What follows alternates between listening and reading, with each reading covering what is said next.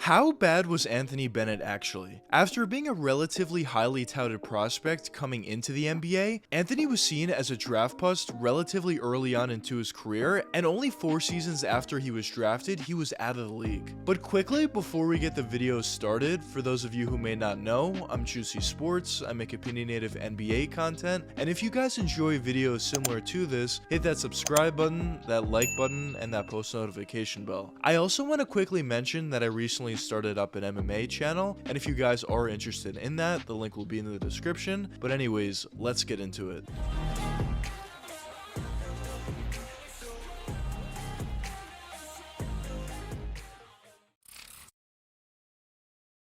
Anthony Bennett was drafted with the #1 overall selection all the way back in the 2013 NBA draft by the Cleveland Cavaliers. And at the time, Bennett was certainly a highly touted prospect, but there definitely were some questions on whether or not he was talented enough to be worthy of a #1 overall selection. But the 2013 draft class was seen as somewhat of a weak draft class at the time, and that was definitely part of the reason for why Bennett went with the #1 overall selection. And in other draft classes, he definitely would have been a top 10 or top 5 pick, but he definitely would not have been a #1 overall selection. Now, the reason why I'm mentioning this is obviously at the time he still was seen as a very talented prospect, but one of the main reasons why he went with the #1 overall selection in that year's class had more to do with the draft class more so than his actual talent himself. And even now, looking back on this draft class, it's pretty clear that this was not all that good of a draft. But in Bennett's rookie season, he definitely did struggle, only averaging 4.2 points per game on an abysmal 35% shooting from the field, 3 rebounds, and 0.3 assists on only 12 minutes per game as well. Which was certainly a disappointment, but one thing that you do have to keep in mind is during the 2013 season, coaches were a lot less willing to give their younger players and their younger rookies as much of an opportunity as you see these days. So the fact that a #1 overall selection was only averaging 12 minutes per game in his rookie year wasn't necessarily a complete shock. But obviously part of the reason for why he wasn't getting a bigger opportunity was because he wasn't playing all that well. And after his rookie season, Anthony Bennett didn't even have much of an opportunity to feel comfortable in Cleveland, as after his rookie season, he was actually traded off to the Minnesota Timberwolves in that Kevin Love trade. And in Minnesota, he played slightly better than he did in Cleveland, averaging 5.2 points per game on 42% shooting from the field, 3.8 rebounds on 0.8 assists. And this time he was averaging 16 minutes per game, so he's definitely playing a little bit better, but at the same time, at this point, there started to rise a bunch of different concerns because he really wasn't living up to that #1 overall selection expectation, even a little bit. Because a lot of times we see some of these younger players take some time to really figure out the NBA game and really start to find the groove. Some players it takes 2 seasons, some players takes 3, 4, even 5 at times. It's different for every single player, and that was definitely understood in Anthony Bennett's case, as he was definitely a very talented player, but the fact that he wasn't even showing many flashes at all was definitely somewhat of a big concern. Because even if these younger guys don't necessarily live up to expectations right away, and it takes them a little bit of time, they at the very least show some flashes of what they could potentially do consistently down the road. But the issue with Bennett was he really wasn't showing all that many flashes. He definitely had some nice games, I would say, where he showed a nice ability to hit a catch and shoot 3-point jump shot. He showed his decent athleticism moving up and down the court, but he never really showed anything all that game changing. And the fact that he wasn't showing anything game changing was definitely a pretty big disappointment, considering he was a #1 overall pick.